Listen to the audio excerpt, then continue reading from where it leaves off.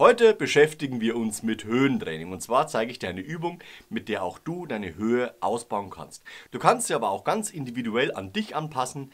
Das heißt, wenn du nicht in dieser Übung, wir spielen immer in 3 Oktaven, das heißt eingestrichene Oktave, zweigestrichene und dreigestrichene Oktave, starten beim C. Du kannst natürlich auch wesentlich tiefer starten, zum Beispiel auf dem kleinen G und hast somit dann das G1 bzw. G2 als Spitzenton.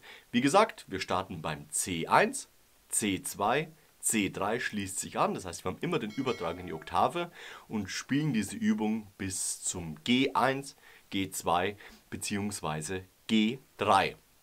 Wichtig ist jetzt, dass wenn wir uns in die Höhe bewegen, dass du nicht versuchst, möglichst mit viel Luft das Ganze zu machen. Das heißt, wir konzentrieren uns wirklich auf die Technik, unsere Lippen spannen an und versuchen dementsprechend auch in der dreigestrichenen Oktave diese Frequenzen aufs Instrument zu übertragen.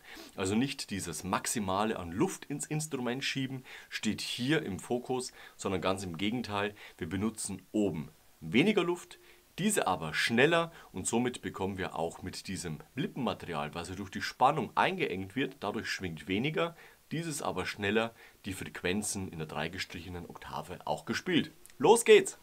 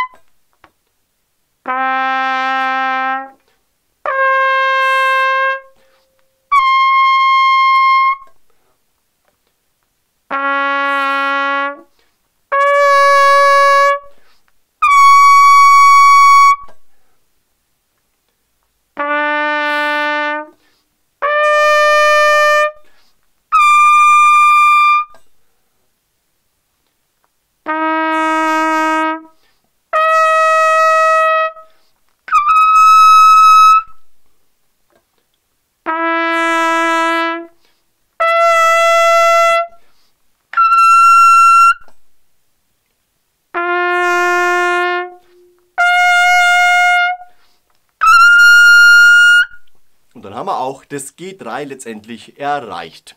Je nachdem, wie du eben in der Höhe spielen kannst, kannst du versuchen, entweder den Tonraum nach oben zu erweitern oder du kümmerst dich eben erstmal um die tiefere Lagen. Wir müssen ja nicht zwingend Ton X oder Y erreichen, sondern wir müssen die Technik lernen, dass wir die Frequenz, die wir erreichen wollen, die unsere Lippentechnik bzw. unsere Luftführung mit sich bringen, aufs Instrument zu übertragen. Auf der einen Seite trainieren wir Luftführung, natürlich trainieren wir auch unseren Ringmuskel bzw. unsere Ansatzmaske zu stärken mit dem Trompetespiel, aber auch mit unterschiedlichsten Techniken bzw. Trainingsgeräten. Aber letztendlich ist es immer wichtig, dass wir das nicht unabhängig der Trompete machen, sondern immer in Kombination mit unserem Trompetespiel. Und dann kannst du natürlich auch über Ass A bis zum C4 nach oben gehen oder noch viel weiter. Das ist ganz individuell, beziehungsweise hängt davon ab, auf welchem Trainingsstand du bist. Ich wünsche dir auf jeden Fall mit dieser Übung viel Erfolg. Übertrag's auf dein Trompetespielen und schreibe in die Kommentare, wie es bei dir funktioniert. Ansonsten lass am Ende noch ein Like und Abo da. Das freut mich immer ganz besonders. Wir sehen uns nächste Woche zu einem neuen Video rund ums Trompetespielen. Bis dahin, ciao, euer Nico.